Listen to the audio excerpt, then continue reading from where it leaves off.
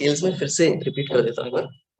पहली जो स्केल होती है, जो वैलिडिटी स्केल होती है, वो होती है एल। एल का मतलब होता है लाई स्केल। लाई स्केल में क्या होता है? लाई स्केल में जो क्लाइंट होता है,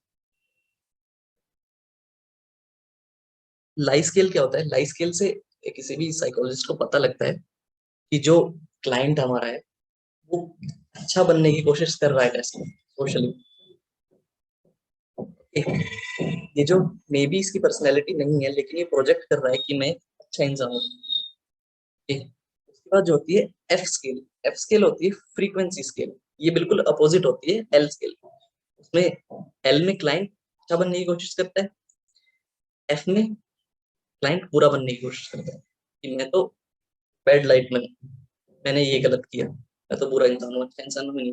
वो किसी भी वजह से हो सकता है, मे बी उसको कोई डिसऑर्डर है इसलिए वैसा एक्ट करता है। बाद आता है के स्केल। के स्केल होता है कोरिलेशन स्केल। कोरिलेशन स्केल में क्या होता है? कोरिलेशन स्केल में होता है कि इंसान अपनी कंसील करता है प्रॉब्लम्स को, बताता नहीं टेस्ट के थ्रू। वो चाहता नहीं है कि मेरी प्रॉब्लम्स सामने वाले इंसान को पता लगे, छुपाता है अपनी प्रॉब्लम्स। उसके बाद कैनॉट से आता है सीएनएस। कैनॉट से मैं आंसर्स नहीं करता हूँ कि भाई 100 क्वेश्चंस पूछ रहे हैं, बस क्या ये आंसर करना है, जो मन करा उस पर टिक किया, नहीं किया। अगर ये क्वेश्चंस होते कि बहुत ज्यादा क्वेश्चंस का आंसर नहीं दे रहा है क्लाइंट, इसका मतलब हुआ कि जो वो टेस्ट होगा वो वैलिड नहीं होगा, वैलिड नहीं मानेंगे हम उस टेस्ट को। ओके, अब कोई प्रॉब्लम इसमें किसी को कुछ समझने आया हो?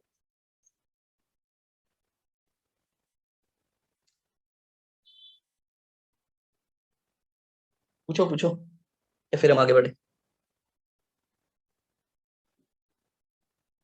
आगे चले। ओके, अब जो दूसरा टाइप होता है इसमें एमएमपी में, वो होता है एमएमपीआई अडल्ट। एमएमपीआई 2 की हम बात कर चुके। एमएमपीआई अडल्ट। एमएमपीआई अडल्ट जो होता है वो स्पेसिफिकली डेवलप्ड होता है एडोलसेंट पीपल के लिए, जो अडल्ट नहीं होते, जो कम एज के होते हैं, एडोलसेंस में होते हैं। ओके, और उनमें जो अप्रोप्रिएट नॉर्म्स यूज किए जाते हैं, जो नॉर्म्स होते हैं इस टेस्ट के अप्रोप्रिएट होते हैं, एज रिस्ट्रिक्टेड होते हैं। ऐसा कोई क्वेश्चन नहीं पूछ सकते जो बच्चों के लिए अप्रोप्रिएट ना हो, एडोलसेंस वाली स्टेज के लिए अप्रोप्रिएट ना हो। इसके अंदर जो क्वेश्चंस होते हैं 478 क्वेश्चंस होते हैं। 478 क्वेश्चंस होते हैं, ट्रू फॉल्स। ओके, और जो एमएमपीआई 2 है इसमें क्वेश्चंस होते हैं 567 567 क्वेश्चंस होते हैं। अब ये जो टेस्ट है एमएमपीआई, इसका एक वर्जन है जो इंडिया में भी है, जो इंडियन ऑडियंस के हिसाब से, इंडियन पॉपुलेशन के हिसाब से। उसको हम क्या कहते हैं? उसको हम कहते हैं मल्टी फेसिक क्वेश्चनर। उसको हम मिनेसोटा मल्टी फेसिक नहीं कहते, उसको हम कहते हैं सिर्फ मल्टी फेसिक क्वेश्चनर। ठीक है, ये वाला क्लियर है? पहला जो टेस्ट है इसमें कुछ पूछना है? एमएमपीआई, एमएमपीआई 2 और एमएमपीआई एडोलसेंट, ये दो टेस्ट मिलके एक एमएमपीआई बनाते हैं। जो लेटेस्ट वर्जन है वो वाला। तो पूछो अगर कोई भी प्रॉब्लम है इसमें, सेल्स में कोई प्रॉब्लम है, टेस्ट में कोई प्रॉब्लम है।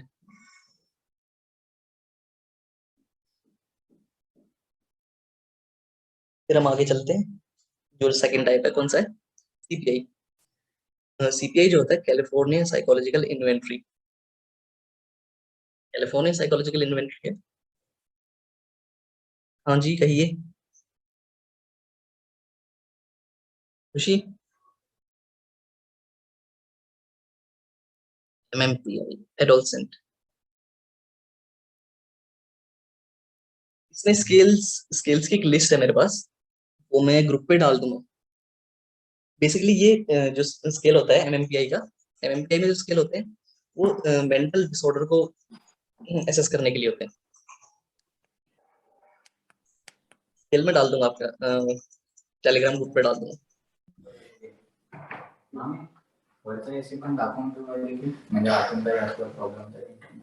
क्यों कहना है कुछ? अंगच्चा रूम से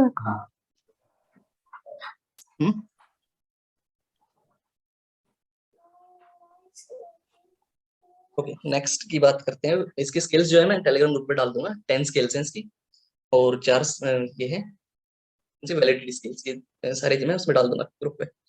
सीपीआई है, California psychological inventory. California psychological inventory होती है, it was developed for normal adult population. ये एक एमएमपीआई में फर्क, और इसमें क्या फर्क है, एमएमपीआई जो डेवलप हुआ था वो हुआ था साइकोलॉजिकल डिसऑर्डर के लिए, ओके। और सीपीआई जो डेवलप हुआ था ये नॉर्मल पॉपुलेशन के लिए डेवलप, इसमें साइकोलॉजिकल डिसऑर्डर वालों के लिए डेवलप नहीं था ये। लेकिन इसके जो कुछ आइटम्स थे, जो आइटम्स मीन जो क्वेश्चंस थे, क्वेश्चंस ये लिए गए थे एमएमपीआई से, कुछ क्वेश्चंस लिए गए थे, सारे नहीं, ओके। और इसका जो ये भी डेवलप हुआ है काफी, इस पे रिसर्च हुई है, बार बार डेवलप हुआ है, रिवाइज हुआ है। अब जो इसका लेटेस्ट वर्जन है वो इसका थर्ड एडिशन, ये 3 एडिशन आ चुके हैं। जो लेटेस्ट है, जो अभी मार्केट में है, जो यूज हो रहा है क्लिनिकल सेटिंग्स में और सब सेटिंग्स में, वो थर्ड इसका एडिशन है। इसके अंदर क्या होता है, इसके अंदर होते हैं 424 क्वेश्चंस, 424 क्वेश्चंस होते हैं इसमें, ट्रू फॉल्स होते हैं इसमें भी, 434 सॉरी, 434 क्वेश्चंस होते हैं ट्रू फॉल्स के। और इसके अंदर 20 स्केल्स होते हैं पर्सनैलिटी के बेसिस के। इसके भी स्केल्स जो है मैं डाल दूंगा टेलीग्राम ग्रुप में, ओके। और इसकी एक शॉर्टर फॉर्म भी है, सीबीआई टेस्ट है। इसका जो ओरिजिनल फॉर्म है, जो थर्ड एडिशन है, उसमें 434 ट्रू फॉल्स क्वेश्चंस हैं। और इसका शॉर्टर फॉर्म है, उसमें 260 आइटम्स, आइटम्स मींस क्वेश्चंस है, 260 क्वेश्चंस होते हैं पर्सनैलिटी को एसेस करने के लिए, कि कौन सी ट्रेट है, क्या चीज है। जो स्केल्स जो है 20 स्केल्स हैं, वो सब होते हैं कि आपको क्या असेस करना है पर्सनैलिटी के अंदर। उस 20 स्केल्स के लिए क्वेश्चंस बनाए होते हैं डिफरेंट डिफरेंट इसके अंदर, इसमें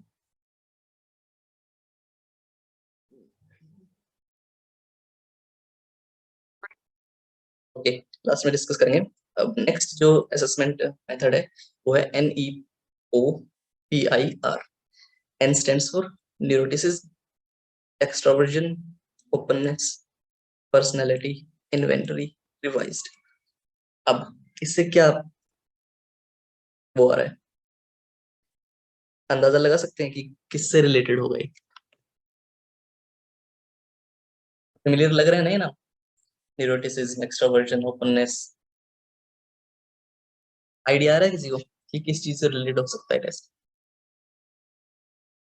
16 फैक्टर से, 5 फैक्टर से, ट्रेड थ्योरी से, क्या असेस करेगा ये टेस्ट?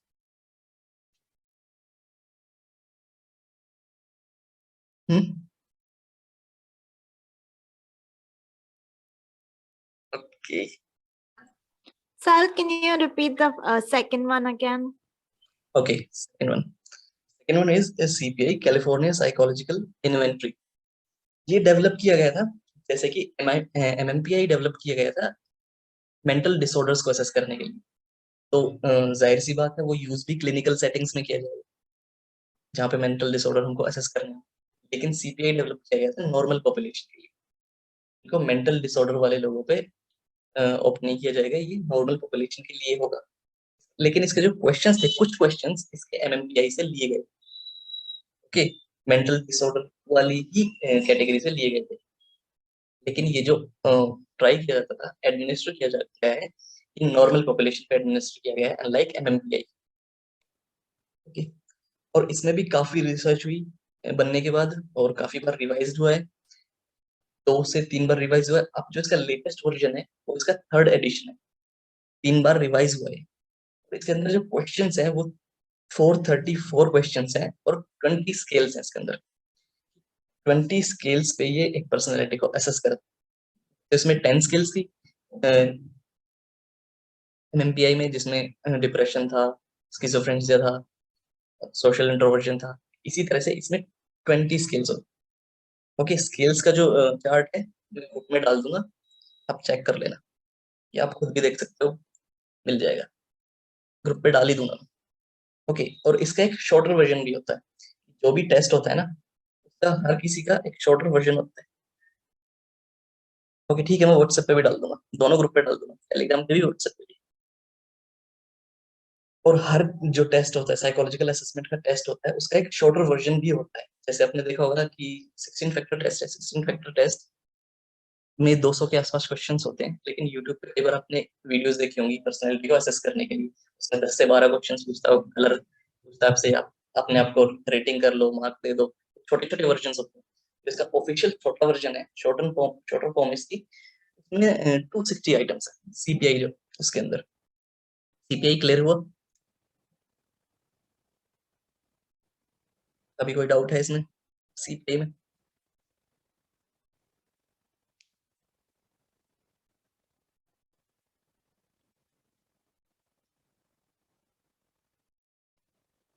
अच्छा, ट्रेड थ्योरी किस किसने पढ़ी हुई है? Trade theory, big five theory, biological trades, ऐसा कोई है जिसने नहीं पढ़ी हो?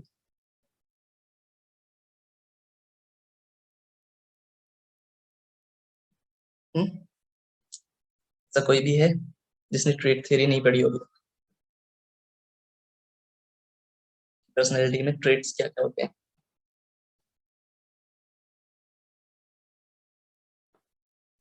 तो ठीक है, फिर आगे बढ़ते हैं। अब जो नेक्स्ट है, तो सीपीआई क्लियर है ना, एमबीए एंड सीपीआई, इनके अंदर कोई भी इशू हो, कोई भी प्रॉब्लम हो, समझ ना आया हो तो कुछ लो।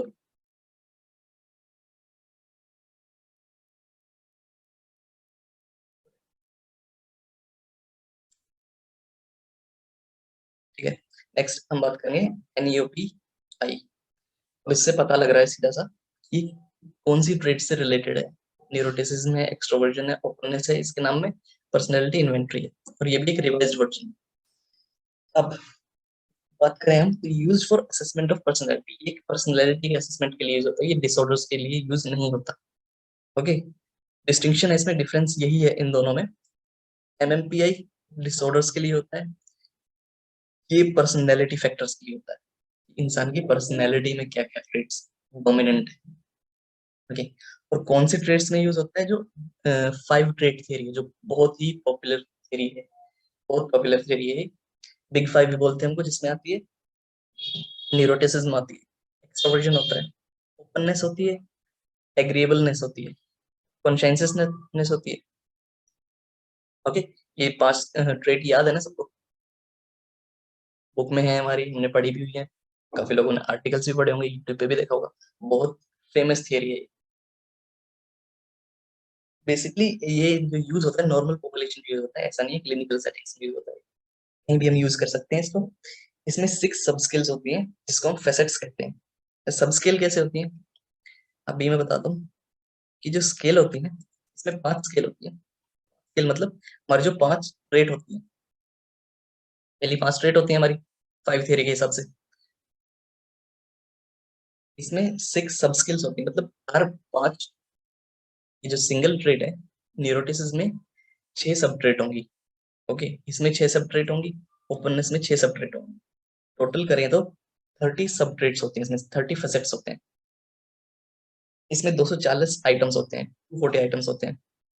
और ये मेनली किसके असेसमेंट के लिए होता है? तो 5 फैक्टर थियरी होती है ना पर्सनैलिटी की, 5 फैक्टर को असेस करने के लिए कि इन पांचों ट्रेड्स में से कौन सा ट्रेड डोमिनेंट है हमारे सब्जेक्ट के अंदर। पांचों कौन से होते हैं? पहला होता है ओपननेस, दूसरा होता है एक्सट्रोवर्जन, तीसरा होता है इंट्रोवर्जन, चौथा होता है एग्रीएबलनेस, और पांचवा होता है न्यूरोटिसिज्म। ये पांचों पता है ना सबको क्या क्या होता है? किसी को नहीं पता तो बोलो, फिल कर देंगे यहाँ पे।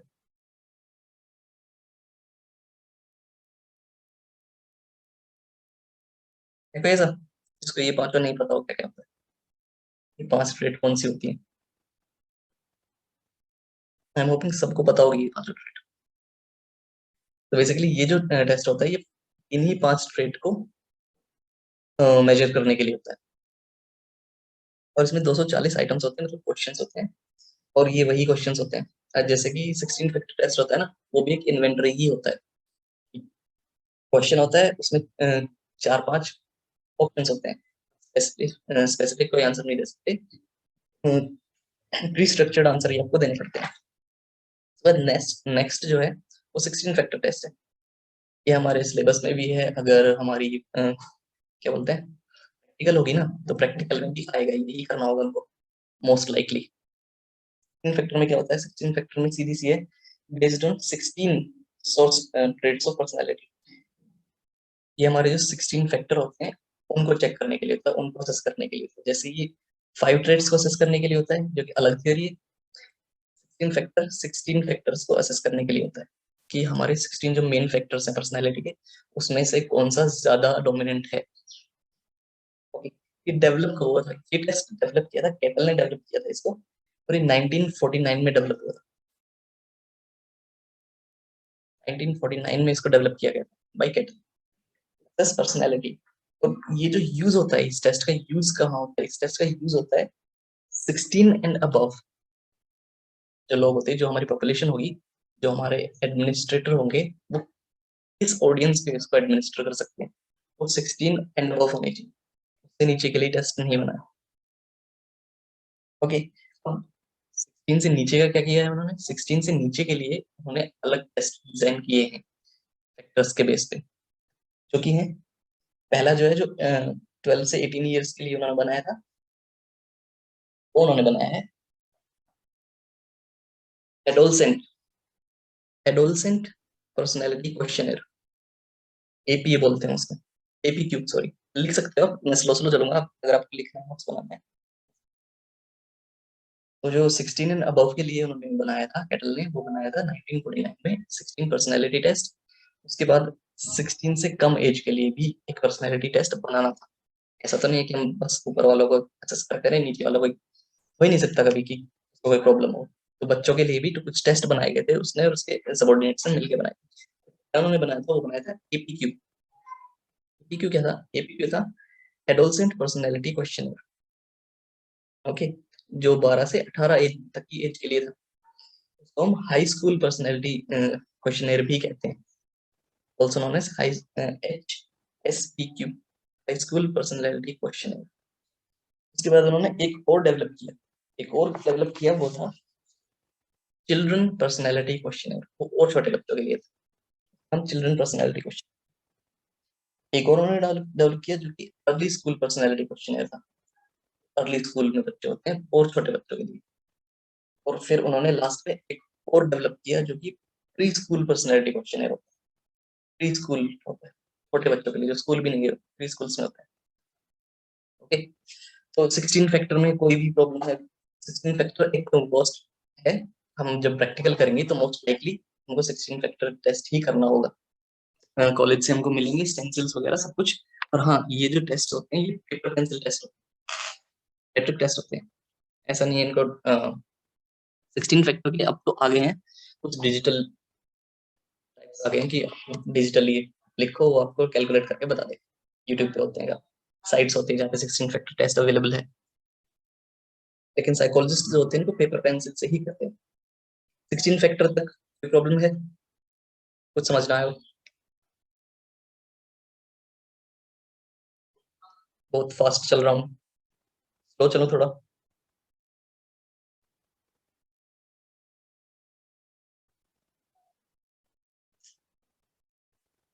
आगे करें फिर हम, समझ आ गया जहाँ तक।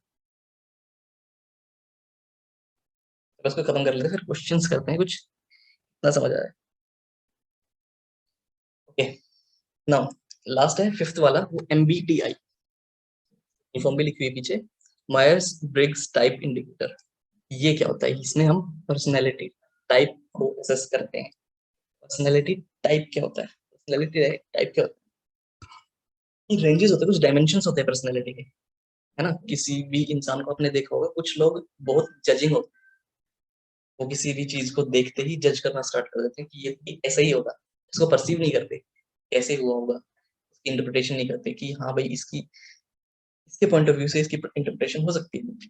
अभी कभी आपने देखा हो कि कुछ लोग होते हैं, उनको कुछ ब्राइट कलर्स पसंद होते हैं, येलो जूते पहन लेते हैं, येलो जैकेट पहनते हैं। मे बी किसी को येलो पसंद ना हो, अब कोई इंसान है, वो सोचेगा कि वो परसीव करेगा उसको अच्छे से, बंदे की पर्सनैलिटी ऐसी, मे बी इसको पसंद होगा इसलिए इसने पहन रखा है।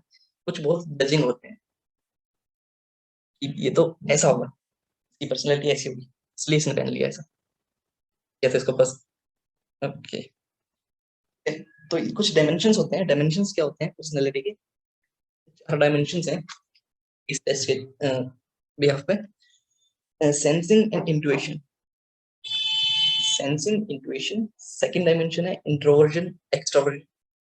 थर्ड डायमेंशन है thinking and feeling. Fourth dimension है परसीविंग एंड जजिंग।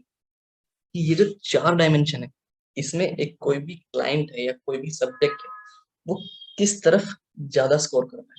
सेंसिंग में ज्यादा स्कोर कर रहा है या इंट्यूशन में ज्यादा स्कोर कर रहा है। इंट्रोवर्जन में ज्यादा स्कोर करता है या एक्सट्रोवर्जन में ज्यादा स्कोर करता है। थिंकिंग में ज्यादा स्कोर करता है या फिर फीलिंग में ज्यादा स्कोर करता है। परसीविंग में ज्यादा स्कोर करता है या फिर जजिंग में ज्यादा स्कोर करता है। कि किस डायमेंशन में वो किस तरफ कौन सी ट्रेड में ज्यादा स्कोर कर रहा है। ये 4 डायमेंशंस को एसेस करने के लिए एमबीटीआई डेवलप हुआ।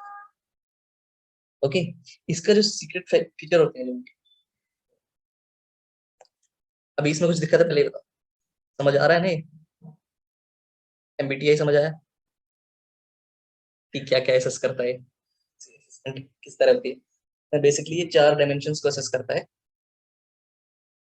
ओके, इनकी जो डिटेल्ड, मैं आपको आर्टिकल्स दे दूंगा, वीडियोस दे दूंगा, ग्रुप पे डाल दूंगा, इसमें डिटेल्ड इनकी सारी इंफॉर्मेशन होगी। क्योंकि अगर हम यहाँ सारी इंफॉर्मेशन डिस्कस करने लग जाएंगे तो काफी लंबा सेशन हो जाएगा और एक ही चैप्टर को पूरा करने के लिए काफी टाइम लग जाएगा। इसलिए इनके जो लिंक होंगे इनके आर्टिकल्स से related, okay, relevant articles videos मैं ग्रुप पे डाल दूंगा। हर टेस्ट के रेलेवेंट जो भी मिलेगा मेरे को, इनके ग्राफ जो भी टेबल्स हैं सब डाल दूंगा। ओके, अब जो ये टेस्ट है, पर्सनैलिटी इन्वेंटरीज होती है, इनकी एडवांटेजेस होती हैं क्या? इजी टू टेक होते हैं, वैलिडिटी स्केल्स होते हैं इनमें। हमने बात की 4 वैलिडिटी स्केल्स की, कि हमको वैलिडिटी पता होती है, हम एंश्योर होते हैं कि ये वैलिडिटी आंसर्स आते हैं। ऑनेस्टी को चेक करने के लिए होते हैं, वैलिडिटी को चेक करने के लिए होते हैं कि वैलिडिटी नहीं है टेस्ट में, जो हमारा क्लाइंट है वो ऐसा तो नहीं कर रहा है कि हमको गलत आंसर दे रहा है, ऑनेस्टली नहीं कर रहा है टेस्ट को। लिमिटेशंस होती हैं कि भाई अगर डिसऑनेस्टी डिसऑनेस्टली अगर कोई क्लाइंट हमको आंसर्स दे रहा है तो हमारी वैलिडिटी खराब हो जाएगी। हमको पता तो लग जाएगा कि इसने ये आंसर्स गलत दिए हैं, ठीक है, लेकिन हमारे टेस्ट की वैलिडिटी खराब होगी ना, कि वैलिड नहीं मानेंगे फिर इसको। कल्चरली डिफर कर सकते हैं आंसर्स। रिस्पॉन्सिबिलिटी, अब देखो यहाँ पे जो चीज है, इसमें लिखा हुआ है कि वैलिडिटी स्केल होती है इसमें, ये आंसर्स वैलिड होते हैं। यहाँ पे लिख सकता है कि डिसऑनेस्टी से पार्टिसिपेंट आंसर कर सकता है। इसमें मेन पॉइंट ये है कि कोई फॉल्सली आंसर करेगा किसी भी क्वेश्चन, हमें रिपोर्ट में पता तो लग जाएगा कि ये जो आंसर है बेनिलिटी से दिए हुए या उसने डिसऑनेस्टली दिए, रिस्पॉन्सिबल वे में उसने ऑप्ट नहीं किया टेस्ट, लेकिन उससे हमारी वैलिडिटी खराब हो जाएगी। ये पॉइंट है इसका। अब जो पर्सनैलिटी इन्वेंटरीज होती हैं, इसके कुछ सीक्रेट फीचर्स होते हैं। क्या फीचर्स होते हैं? सीक्रेट फीचर्स होता है ये लाइफ स्किल्स और वैलिडिटी स्किल होती है इनके अंदर। जो बाकी जैसे इंटरव्यू होता है, अगर हम फॉर इंस्टेंस इंटरव्यू की बात करें, इंटरव्यू में हमें पता नहीं लगता कि हम पहली बार में कि इंसान जो है वो सच बोल रहा है झूठ बोल रहा है, किसी भी क्वेश्चन का आंसर ऑनेस्टली दे रहा है या बस ऐसे ही बोल दे रहा है कुछ।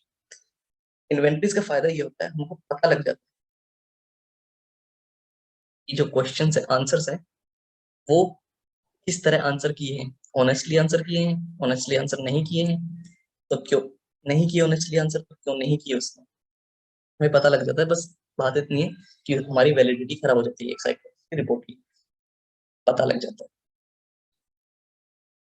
में जो स्टेटमेंट्स होते हैं, कुछ statements contain it contain statements to check genuinity and validity. इसमें कुछ स्टेटमेंट्स होती हैं सभी टेस्ट में, जो भी इन्वेंटरी टेस्ट होते हैं, जिससे हमको जेन्युइनिटी का पता लगता है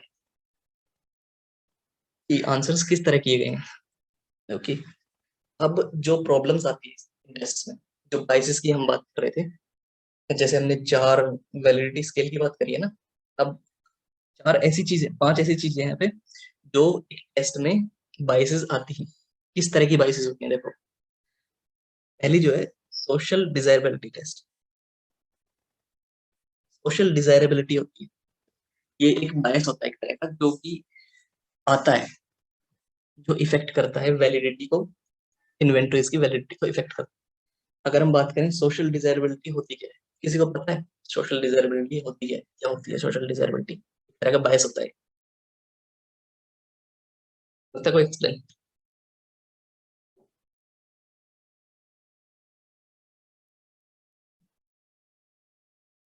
ओके, सोशल डिजायबिलिटी होता है present one self in a socially desirable way. What is society, what the society approves of. Okay, social desirability effect क्या होता है? जैसे कि मैं यहाँ पे कोई क्वेश्चन पूछूं, ओके, मैं किसी से बोलूं कि कोई भी मेरे को आंसर दे दे, लेकिन अगर कोई बोलता नहीं है, कोई भी इंसान, विजिट कोई भी है, अगर वो पता है आंसर, मे बी उसको पता हो ना पता हो, लेकिन बोलता नहीं हो, इसलिए कि अगर मैं बोलूंगा और गलत होगा आंसर, तो वो सोशल डिजायरेबिलिटी इफेक्ट आ जाता है उसमें कि गलत हो जाएगा, मेरा आंसर सही नहीं होगा. अरे ये क्या हो गया?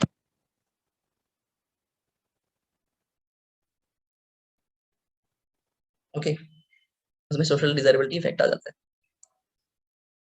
कि जो सोशली भी जो सोशली एग्रीएबल है, जो अप्रूव होता है सोशल में, सोशल सेटअप में अप्रूवल मिलता है, इसको अप्रूवल मिलता है किसी भी चीज को, वो सोशल डिजायरेबिलिटी है. Basically to present one self in socially desirable way, जो सोशली एक्सेप्टेबल हो. दूसरा होता है फेकिंग गुड. दूसरी बात होती है फेकिंग गुड. अब फेकिंग गुड कौन सी होती है? ये होती है presenting one self in a positive. बोलना है किसी को? ओके. सेकंड जो बायस होती है, वो होती है फेकिंग गुड, जहाँ पे हम फेक करते हैं अपने आप को अच्छी लाइट में रखने के लिए. Presenting one self in a socially desirable way होती है सोशल डिजायरेबिलिटी. फिर आता है faking good means presenting one self in a positive light, कि भैया मैं तो पॉजिटिव हूँ. टेस्ट में वो इस तरह आंसर करता है सारे कि जो अच्छे अच्छे आंसर हो दूसरों के वजह से, दूसरों के पॉइंट ऑफ व्यू में, कि मैं ये करता हूँ, मैं एक्सरसाइज करता हूँ, मैं रोज योगा करता हूँ, ओके, मैं डोनेशंस करता हूँ, मैं अल्कोहल नहीं लेता, मैं स्मोकिंग नहीं करता, ओके. अब इसमें वो करता है नहीं करता हमें नहीं पता, लेकिन वो फेक करता है. जो थर्ड आती है वो आती है फेकिंग बैड. फेकिंग बैड की बायस आती है. फेकिंग बैड क्या होता है? प्रेजेंटिंग वनसेल्फ इन नेगेटिव वे. ये किसी भी तरह हो सकता है, मेनली होता है किसी को सोशल वो मेंटल डिसऑर्डर हो, सॉरी, मेंटल डिसऑर्डर हो किसी को, वो इस फैक्टर में आता है कि वो अपने आप को बैड लाइट में ही रख रहा है, झूठ बोल रहा है. तीसरा जो लास्ट है, सॉरी, सेकंड लास्ट है, याय सेइंग. याय सेइंग मींस स्पेलिंग.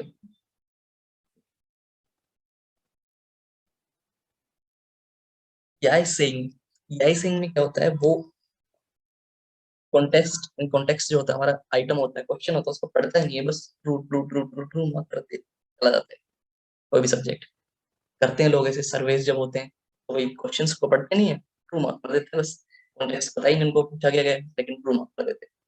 ये जो लास्ट बाइस है वो होती है नाइसिंग. नाइसिंग में क्या होता है कि वो disagree, strongly disagree, no, false, यही मार्क करते चले जाते हैं बिना क्वेश्चंस को पढ़े हुए. तो ये कुछ होते हैं बाइसेस जो इफेक्ट करती हैं रिपोर्ट को, इन्वेंटरीज की रिपोर्ट को. इस पे कोई भी कुछ समझना आयो पूछ लो भी. एनएमपीआई क्लियर है? सीपीआई थर्ड वाला 16 फैक्टर. ओके, तो हम अब नेक्स्ट की बात करेंगे. लास्ट में हम एक एक्टिविटी करेंगे, ओके, जाने से पहले, जिससे हमको पता लगेगा कि बाइसेस कैसे काम करती हैं और डिफेंस मैकेनिज्म कैसे काम करता है. ओके, उससे अगला जो स्केल है हमारा रेटिंग स्केल है. नेक्स्ट मेथड है जो रेटिंग स्केल, बहुत ही इजी है, ज्यादा पढ़ना नहीं है इसमें. रेटिंग स्केल बेसिकली क्या होता है? स्टैंडर्डाइज्ड आइटम होते हैं to be rated on a fix pattern. जैसे कि आपने कुछ खाना मंगाया होगा कभी ऑर्डर करके जोमेटो से, या कभी कैब बुक करी हो, तो क्या बोलते हैं जब खाना लेके जाते हैं कि रेटिंग कर देना, हमको रेटिंग दे देना. ठीक? या फिर यूट्यूब पे कुछ टेस्ट किए हो, आपने कभी ट्राई किया होगा, किसी ना किसी ने तो ट्राई किया ही होगा, मोस्टली सभी ट्राई करते हैं अपनी पर्सनैलिटी को एसेस करने हैं वीडियोज के थ्रू, कि भाई वो इंस्ट्रक्शंस देता है वीडियो में, जो नरेटर होता है, और आपको उसको फॉलो करना होता है. उसमें क्या होता है कि अपने आप को रेट करना होता है कि आप अपनी इस क्वालिटी को, या जेनरोसिटी की बात करें अगर हम, जैसे कि किसी कोई भी इंसान है अपने आप को असेस कर रहा है ऑन हिमसेल्फ और हरसेल्फ, कि मैं, मेरे सामने क्वेश्चन आया है, और मेरे को अपने आप को रेट करना है कि अगर हम बात करें, क्वेश्चन कर रहा है कि आप कितने जेनरस हो, जेनरोसिटी कितनी है, 0 to 10 आपको अपने आप को स्केल पे रेट करना है। लोग रेट कर देते हैं खुद को, ओके, बस यही होता है इसमें, रेटिंग्स खुद से रेटिंग करनी होती है। इसकी एडवांटेज यही होती है रेटिंग स्किल्स की, कि इंसान अपना असेसमेंट खुद से कर सकता है पर्सनैलिटी, तो किसी साइकोलॉजिस्ट के पास जाने की जरूरत नहीं होती। और या फिर उसका असेसमेंट कोई ऐसा इंसान भी कर सकता है जो उसके बहुत करीब रिलेशन में हो, ओके, उसके साथ रहता हो, एक पर्टिकुलर वे में उससे क्लोज हो, तो उसकी सारी बातें पता हो, एक्टिविटीज पता हो, उसकी ट्रेट्स पता हो, उसकी पर्सनैलिटी के बारे में जानता हो। यही एडवांटेज होती है कि एक इंसान खुद से अपनी पर्सनैलिटी को असेस कर सकता है। लेकिन इसकी जो सबसे बड़ी लिमिटेशन होती है वो बायसेस होती है। सोशल डिजायरेबिलिटी, कि अगर आपसे कोई क्वेश्चन कर रहा है कि आप कितने मोटिवेटेड हो या आप कितने जेनरस हो, तो बेसिकली इंसान अपने आप को अच्छा ही बताए कि मैं तो भाई इतना जेनरस हूँ, इतना मोटिवेटेड रहता हूँ, रोज सुबह एक्सरसाइज करता हूँ, स्मोकिंग नहीं करता, पढ़ता हूँ। बाइस आ गई ना उसके बीच में, इसलिए इसकी यही लिमिटेशन है। और एक चीज और याद रखना, जितने भी ये मेथड्स हैं, कोई भी पर्सनैलिटी को एज अ होल सारे एस्पेक्ट्स, उसके सारे फैक्टर्स असेस नहीं कर पाता। इसलिए जो साइकोलॉजिस्ट होता है, अलग अलग रेशियोज में अलग अलग हैंड पे एक क्लाइंट से अलग अलग टेस्ट लेता है।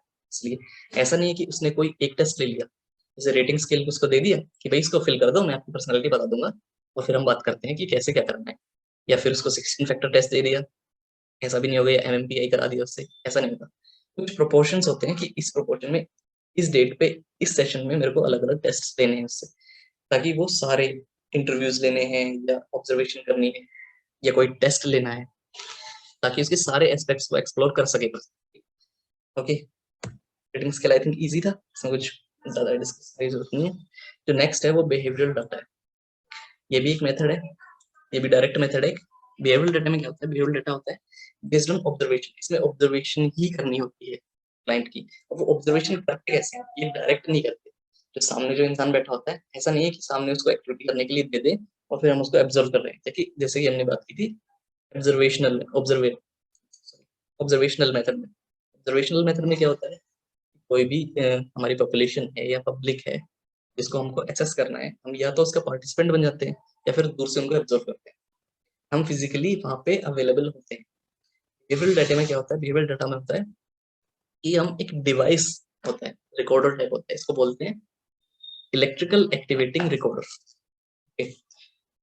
हम ये क्लाइंट क्लाइंट के साथ लगा देते हैं, सब्जेक्ट के साथ, लेकिन उसको पता नहीं लगना चाहिए कि हमने उसके साथ रिकॉर्डर लगाया, माइक्रोफोन लगाया। ठीक है? ये रिकॉर्ड करता है, ऑडिटरी इंफॉर्मेशन रिकॉर्ड करता है पूरे दिन की ऑडिटरी इंफॉर्मेशन, जो किससे बात करता है, कैसे बात कर रहा है वो अपनी लाइफ में, कैसे सिचुएशंस को टैकल कर रहा है। ओके, अब इसकी एडवांटेज क्या होती है, बस बेसिकली इतना ही है। इसमें एक रिकॉर्डर लगा देते हैं, उससे जो जो रिकॉर्ड होता है उसके हिसाब से हम उसका असेसमेंट बनाते हैं, ओके, पर्सनैलिटी का रिपोर्ट बनाते हैं उसकी ऑडिटरी इनपुट्स के ऊपर। इसका एडवांटेज क्या है, measurement in natural and real setting. सबसे बड़ी एडवांटेज इस टेस्ट की यही है कि यहाँ पे जो क्लाइंट है, जो सब्जेक्ट है, उसको पता नहीं लगता कि हम, मेरे को कोई ऑब्जर्व कर रहा है, सॉरी ऑब्जर्व कर रहा है, उसको ये ऑब्जर्वर इफेक्ट नहीं आता उसमें कि भाई वो अपने नेचुरल वे में एक्ट नहीं कर पा रहा, अपने नेचुरल जो उसके फीचर्स है, पर्सनैलिटी के ट्रेट्स है, उनको कंसील नहीं करता वो बस जैसे कि अपनी नॉर्मल लाइफ में रहता है वैसे ही अपने काम करता रहता है। दुकान पे जाना, कहीं शॉपिंग करना, घूमने जाना, किसी से इंटरेक्ट करना, अपने पड़ोसी से कैसे इंटरेक्ट कर रहा है, अपनी फैमिली मेंबर से कैसे इंटरेक्ट कर रहा है, अपने पेट्स से वो कैसे बातें कर रहा है, कैसे इंटरेक्ट कर रहा है, अपनी डेली लाइफ में क्या कर रहा है, वो सारी ऑडिटरी जो उसकी इंफॉर्मेशन होती है वो रिकॉर्ड होती है। और वो एक रियल सेटिंग में कैसे बिहेव करता है वो रिकॉर्ड होता है। ये है इसका सबसे बड़ा एडवांटेज इस टेस्ट का। लेकिन इसका डिसएडवांटेज आता है जब क्लाइंट कॉन्शियस हो जाता है कि मेरे को तो कोई भैया रिकॉर्डर लगा रखा है।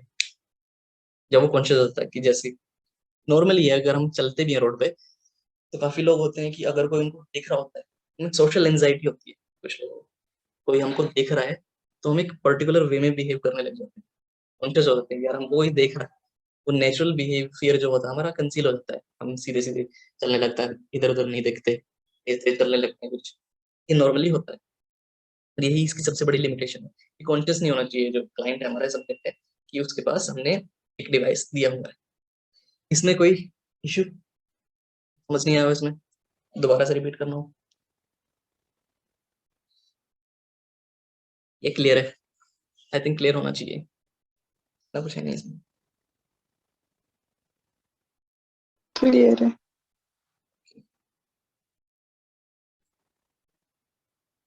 बाद आते हैं सिचुएशनल टेस्ट।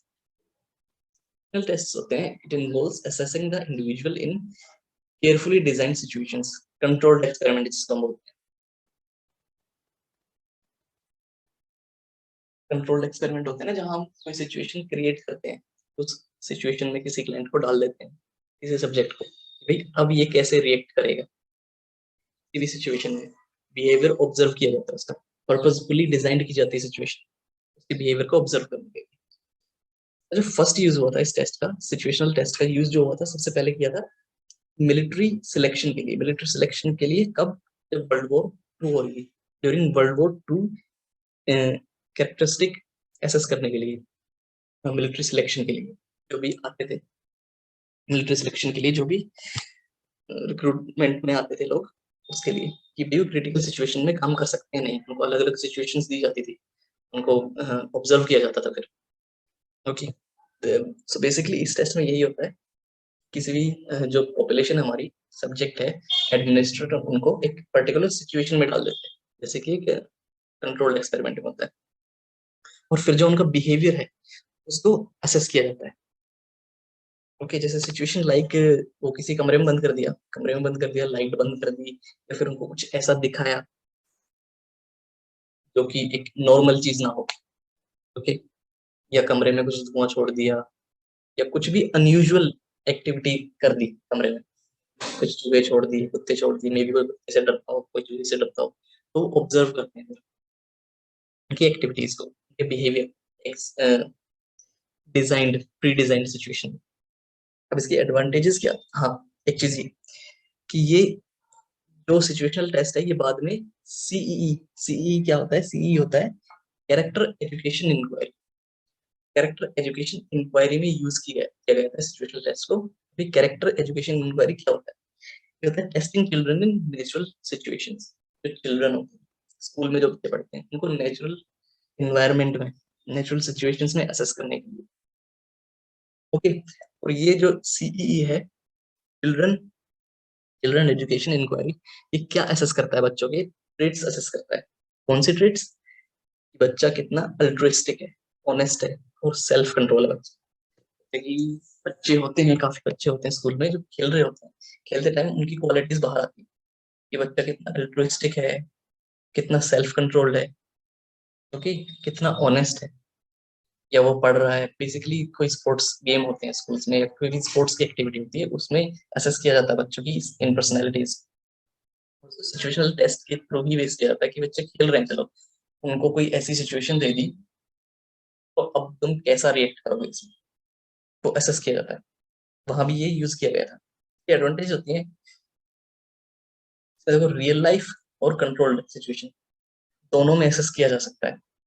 रियल लाइफ की कैसे? रियल लाइफ में देखो, यहाँ पे बच्चे खेल रहे हैं नेचुरल एनवायरनमेंट में, उनको असेस कर सकते हैं सिचुएशंस के थ्रू। भाई कोई ऐसी सिचुएशन दे दो उनको, खेलने के लिए दे दो, चलो चलो तुम खेलो खेलो, और उसमें खेलेंगे अगर बच्चे, स्पोर्ट्स होगा, कोई एक्टिविटी होगी, तो उसमें तरह तरह की सिचुएशंस बनेंगी, और तरह तरह की सिचुएशंस में अलग अलग फैक्टर हम टारगेट कर सकते हैं, सिचुएशन में बच्चा क्या ट्रेड दिखा रहा है।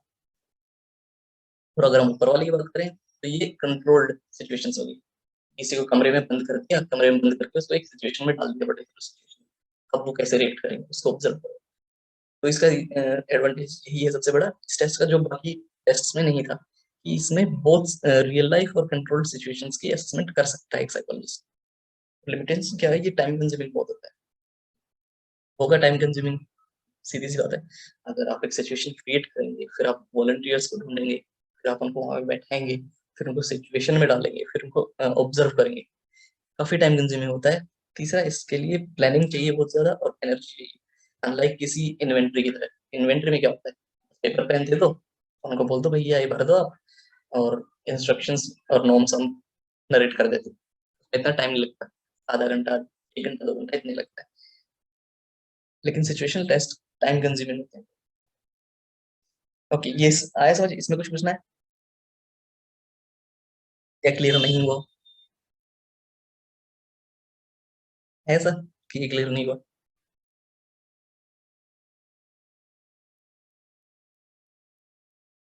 हो गया।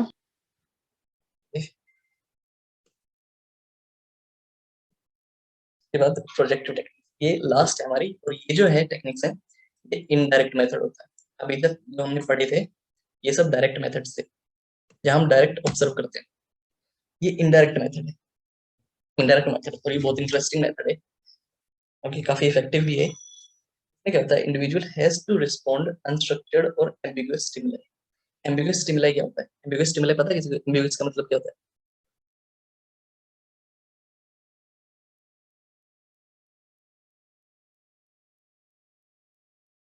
ओके, इसमें क्या होता है, subject has to respond to unstructured and ambiguous. Ambiguous क्या होता है? एम्बिगुअस होता है कि उसका एक रिस्पॉन्स नहीं हो सकता। ओके, जैसे हमारे सिचुएशनल टेस्ट होते हैं, या फिर एक इन्वेंटरी की बात करें हम, तो उसमें क्या होता है, एक क्वेश्चन होता है, उसके पर्टिकुलर आंसर्स ही देने होते हैं उसको, कि इसी में से ही वो ये आंसर दे सकता है। एम्बिगुअस स्टिमुलाई क्या होता है, उसमें अलग अलग रिस्पॉन्सेज हो सकते हैं लोगों के, ऐसा भी रिस्पॉन्ड कर सकता है, वो ऐसा भी रिस्पॉन्ड कर सकता है। अगर हम किसी को एक पिक्चर दिखाते हैं, कोई भी पिक्चर दिखाते हैं, एक प्लॉट दिखाते हैं, उसमें हो सकता है किसी को कुछ और दिखे, किसी को कुछ और दिखे। अब जैसे नीचे पिक्चर है, जैसे ये है, अब इसमें कोई बताए क्या दिख रहा है किसी को? एक एम्बिगुअस स्टिमुलाई, इसमें वेरी कर सकता है हर इंसान का,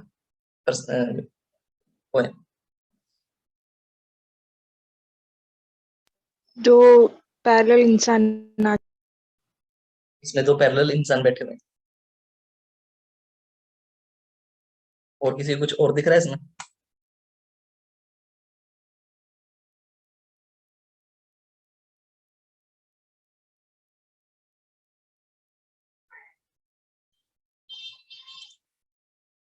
बटर, किसी को बटरफ्लाई दिखता है, देखो, किसी को इंसान, किसी को ह्यूमन दिखे, पैरेलल बैठे हैं, किसी को बटरफ्लाई दिखता है, तो ये एम्बिगुअस होते हैं, इनका कोई ऐसा नहीं होता कि फिक्स होता है, किसी को कुछ भी किसी को कुछ भी रिस्पॉन्स हो सकता है, किसी भी इंसान का अलग अलग रिस्पॉन्सेज हो सकते हैं, ऐसे अनस्ट्रक्चर्ड होते हैं, कोई पहले से स्ट्रक्चर्ड नहीं।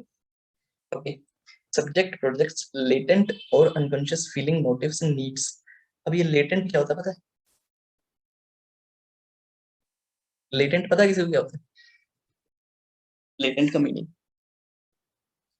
लेटेंट लर्निंग क्या होती है, मोटिव्स क्या होते हैं, नीड्स क्या होते हैं। ओके, लेटेंट लर्निंग नहीं पढ़ी ना आप लोगों ने शायद? लेटेंट लर्निंग मैं बताता हूँ अभी। लेटेंट लर्निंग ऐसी होती है कि इंसान के अंदर कोई स्किल है पहले से, उसने सीखी हुई है, लेकिन अगर उसको किसी पर्टिकुलर सिचुएशन में नहीं डाला जाए, ओके, तो वो अपनी उस स्किल को शो नहीं करता। ओके, जैसे कि एग्जांपल हम फॉर इंस्टेंस, एक चूहा है यहाँ पे, अब मेरी ड्राइंग ज्यादा अच्छी है नहीं, और इसको एक मेज क्लियर करनी है, इसके सामने एक मेज है। ओके, यहाँ पे हमने एक चीज का टुकड़ा रखा हुआ है, और इसको छोड़ दिया हमने, तो ये फटाफट जाएगा और इसको मेज को क्लियर करके ये इसको खा लेगा। ओके, ये इसके पास स्किल है, इसको पता है कि मेरे को मेज कैसे क्लियर करनी है। लेकिन अगर हम इसको यहाँ से हटा दें, जो रीइंफोर्समेंट है, इसको यहाँ से हटा दें बिल्कुल, तो मेज में डाल दें, और इसको बोले भाई अब तू इसको क्लियर करो मेज को। ओके, यहाँ से हमने चीज का टुकड़ा हटा दिया, तो मे बी ये इसको क्लियर नहीं करेगा। ओके, इसको आता है, पता है इसको क्लियर कैसे करना है, लेकिन इसको क्लियर नहीं करेगा ये। लेकिन जैसे ही हम यहाँ पे एक चीज का टुकड़ा रखेंगे, तो ये फटाफट पार करके इसको खा लेगा। ये होती है लेटेंट लर्निंग, कि स्किल तो है किसी पर्टिकुलर सब्जेक्ट में, नो शो नहीं कर रहा जब तक उसको कोई पर्टिकुलर सिचुएशन में। जैसे कि किसी की को स्विमिंग आती है, okay, लेकिन उसको पानी से डर लगता है, होते हैं लोग हाइड्रोफोबिक होते हैं, उनको स्विमिंग आती है, ओके, ज्यादातर पानी में जाते नहीं है वो नॉर्मली स्विम नहीं करते, लेकिन अगर कुछ ऐसी सिचुएशन है उनके सामने कि उनको स्विम करना पड़ेगा, उनको शो करनी पड़ेगी अपनी स्किल, तो स्विमिंग करते हैं। किसी के पास कोई बेटर एग्जांपल है इस चीज का, लेटेंट लर्निंग का? मैंने बताया कि लेटेंट लर्निंग होती है कि कोई भी स्किल होती है किसी भी सब्जेक्ट में पहले से, लेकिन वो पर्टिकुलर सिचुएशन में आने के बाद ही स्किल को शो करता है। कोई एग्जांपल दे सकता है इसका, जैसे मैंने रेड कर दिया?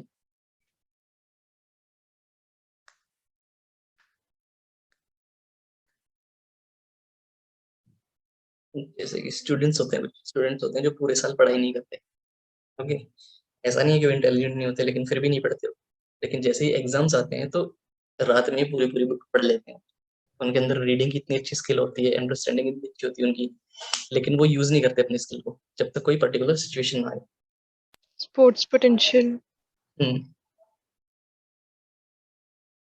वो लेटेंट लर्निंग होती है। अब इसमें इसका जो मेन मोटिव होता है इस प्रोजेक्टिव टेस्ट का, ये यही होता है कि इंसान की जो अनकॉन्शियस फीलिंग्स है, मोटिव्स है, नीड्स है, लेटेंट लर्निंग है उसकी, वो रिफ्लेक्ट हो। उसके रिफ्लेक्ट होने से उसके जो रिस्पॉन्सेज होंगे जो टेस्ट हम करेंगे, जैसे अभी मैंने एक प्लॉट दिखाया आपने, किसी का अलग अलग रिस्पॉन्सेज होते हैं लोगों के, ये जो रिस्पॉन्सेज होते हैं इसके बेस पे, ये जो रिस्पॉन्सेज होते हैं ये पर्सनैलिटी के नेचर को रिफ्लेक्ट करते हैं। अब इसमें टेस्ट किस किस तरह के होते हैं, टाइप्स होते हैं, देखो इसमें कुछ टाइप्स लिखे हुए नीचे हैं, ये किस टाइप्स के होते हैं। ये पहले से स्ट्रक्चर्ड नहीं होते, एम्बिगुअस होते हैं, कोई भी स्टिमुलस दे दिया जाता है, उसको आंसर करना होता है, किसी फटाफट आंसर करना होता है। तो इसका आंसर ये है, सर मेरे को ये दिखा, तरह तरह क्वेश्चन पूछेगा। एक मिनट रुकना।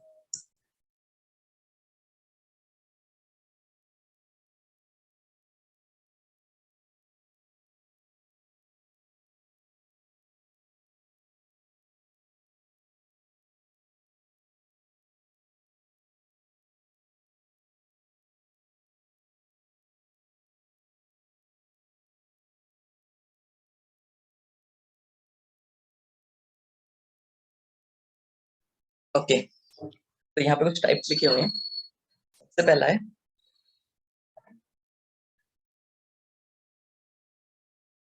सबसे पहला है हम्म, सबसे पहला जो टेस्ट है वो इंक ब्लॉक टेस्ट है, रोशेक का। रोशेक का ink block, ink block, ink blot होती है जो मैंने दिखाया ना, ये एक इंक ब्लॉट है। इसमें क्या किया जाता है कि ये इंक ब्लॉट दिखाया जाता है क्लाइंट्स को, ये कोई भी सब्जेक्ट है जिसपे भी जैसे मल्टीपल लोग हैं, टेस्ट कर रहे हैं, वे इंक ब्लॉट दिखाया जाता है। इसमें जो स्टिमुलाई होता है इसका कोई भी आंसर हो सकता है, कोई फिक्स आंसर नहीं है इसका, स्ट्रक्चर्ड। ओके, अब इसमें किसी को कोई इंसान बैठा हुआ दिख रहा है, किसी को बटरफ्लाई दिखती है, या किसी को कुछ और भी दिख सकता है, किसी को कुछ और दिख रहा है इसमें, ह्यूमन और बटरफ्लाई के अलावा किसी को कुछ दिख रहा है। Alien. एलियन हो सकता है, एलियन भी दिख सकता है, कुछ भी दिख सकता है इसमें। तो ये जो स्टिमुलस का रिस्पॉन्स होता है, कोई भी इंसान रिस्पॉन्स देता है, फिर उसकी रिपोर्ट बनती है, असेसमेंट होता है उसका।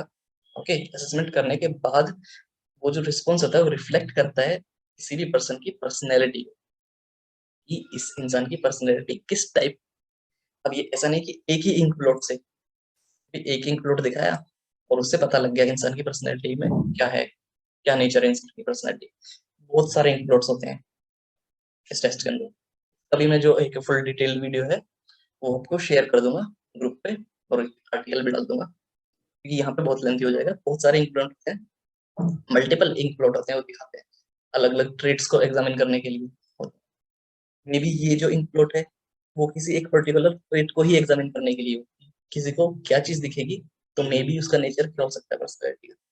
मल्टीपल इंक प्लॉट्स होते हैं मल्टीपल ट्रेड्स को एग्जामिन करने के।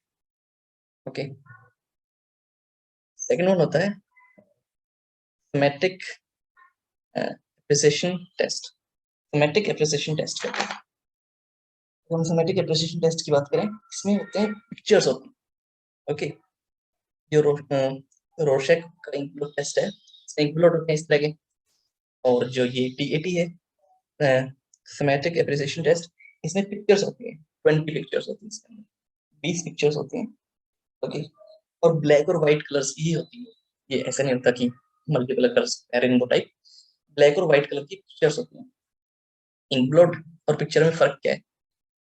इंकब्लॉट रैंडम होता है, कुछ भी बना देते हैं कि जो हाथ में है भाई ऐसे ही कुछ इंक से कोई भी शेप बना दो। पिक्चर्स होती हैं, पर्टिकुलर पिक्चर्स होती हैं किसी भी तरह की पिक्चर्स। जैसे अभी मैं अभी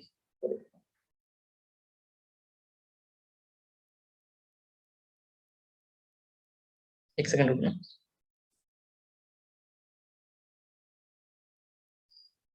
जैसे कि आप लोगों ने पिक्चर देखी है इसकी, जो एक अपनी बुक में भी दी हुई है, उसमें डक है, रैबिट है।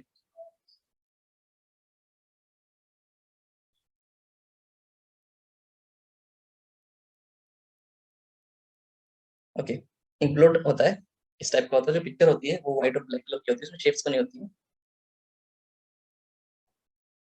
शेप्स बनी होती है, पिक्चर्स होते हैं, प्रॉपर पिक्चर्स होती हैं। किसी लड़की की पिक्चर होती है या किसी ट्री की पिक्चर होती है, वो एक पर्टिकुलर चीज की पिक्चर होती है, लेकिन व्हाइट एंड ब्लैक कलर में होती है। वो आपको बोलते हैं कि इस पिक्चर को देखो और बताओ कि सबसे पहले आपको क्या दिखा इसमें।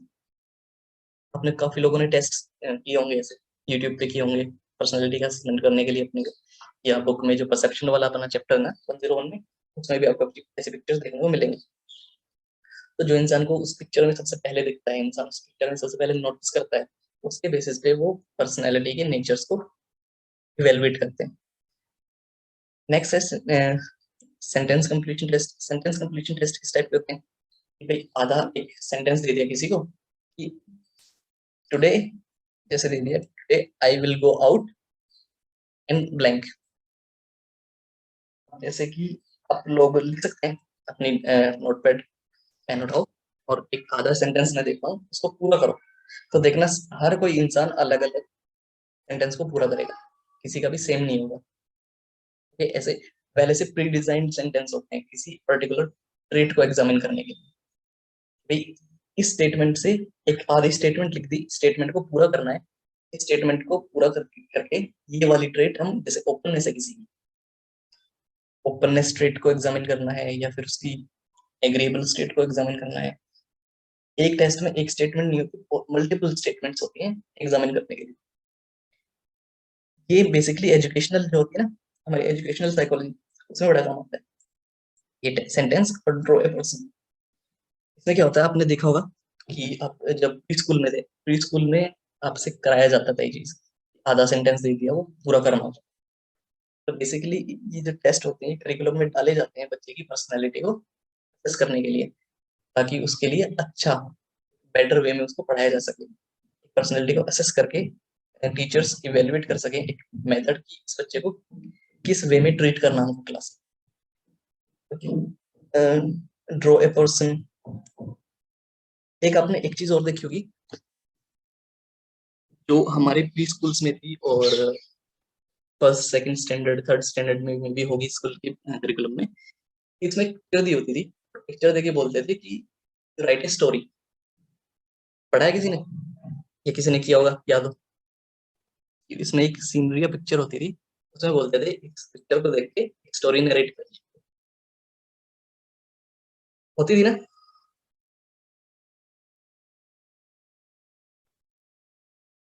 तो वो बेसिकली वो टेस्ट होते वो इसके लिए होते थे हमारे उसमें, लेकिन पता नहीं वो टीचर्स टेस्ट करते थे या नहीं करते थे या उसको लिख के रख लेते थे, लेकिन उसका पर्पस जो होता था यही पर्पस होता था उसका बेसिकली कि बच्चा की जो पर्सनैलिटी है, एक जो बच्चा हमारे पास पर्टिकुलर बच्चा है, क्लास में 20 बच्चे हैं, तो हम उसकी उनकी पर्सनैलिटी को इवेलुएट कर सकें, उनकी डिस्क्राइब कर सकें, ओके, प्रेडिक्ट कर सकें कि इस बच्चे को हमें इस वे में पढ़ाना होगा। लेकिन आई डोंट थिंक कि उसका सही से यूज हुआ है नहीं स्कूल्स में। ओके, अब ये होता है ड्रॉ ए पर्सन। जैसे कि बोल दो कि चलो आप सब ट्राई करो कि मैं बोलता हूँ एक, आप एक पर्सन को ड्रॉ कर दो, कोई भी इंसान ड्रॉ कर दो। अगर वो मेरे को बोलेगा तो मैं कैसे करूंगा, मैं तो ऐसा बनाऊंगा, ऐसा ऐसा ऐसा ऐसा, बन गया उसका, इसका दूसरा पैर बन गया, ये उसका हाथ बन गया, ये उसका दूसरा हाथ बन गया। तो ऐसा इंसान ड्रॉ करना था। अब जब मैं बोलूंगा अरे मैं भूल गया, ठीक है मैंने इंसान ड्रॉ कर दिया। अब अलग अलग इंसान मैं सब अलग अलग, अगर आप ड्रॉ करोगे इंसान सब अलग अलग ड्रॉ करोगे, ट्राई करो ड्रॉ करने का, सबका अलग अलग बनेगा। तो ये जो ड्राइंग होती है ये बेसिकली हम तो अब बड़े हो चुके हैं, बेसिकली ये जो टेस्ट होते हैं बच्चों के लिए होते हैं कि बच्चे बनाओ, एक ड्रॉ करो किसी भी पर्सन को, एक स्टोरी बनाओ ड्रॉ करके, या कोई भी इंसान बना दो। काफी बच्चे होते हैं अपने किसी रिलेटिव को ड्रॉ कर देते हैं, पापा को ड्रॉ कर देते हैं, मम्मी को ड्रॉ कर देते हैं, ओके, किसी को कुछ ऐड कर देते हैं पीछे, किसी किसी के कान बड़े बना देते हैं। तो उससे पता लगता है कि बच्चे की जो नेचर होगा, जो पर्सनैलिटी का, वो क्या होगा। स्कूल्स में यूज होने होते हैं पर पता नहीं होते हैं नहीं होते। ओके, नेक्स्ट है रोजेंसविक पिक्चर फ्रस्ट्रेशन स्टडी। ये भी काफी इंटरेस्टिंग टेस्ट है। इसमें होता ये है, ये एक टेस्ट है, क्लियर दिख रहा है ना, ब्लर तो नहीं आ रहा है? नहीं ओके, इसमें यही होता है कि फ्रस्ट्रेटेड इंसान होता है, जैसे ये जो बैठा हुआ है, अंकल बैठे हुए हैं, ये फ्रस्ट्रेटेड मूड में बैठे हुए। ओके, अब ये कह रहे हैं I know the cake and champion goal for a special occasions but I just felt like pigging out.